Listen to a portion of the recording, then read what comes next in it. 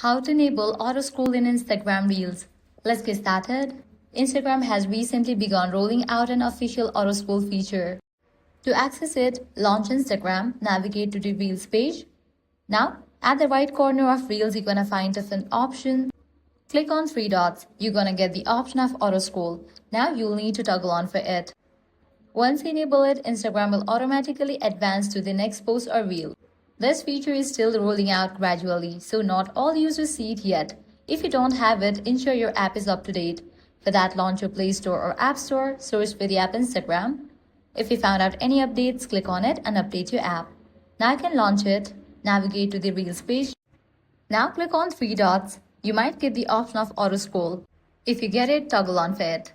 And that's it. This way you can easily enable auto scroll in Instagram. If this guide helped you out, do not forget to like, share, and subscribe.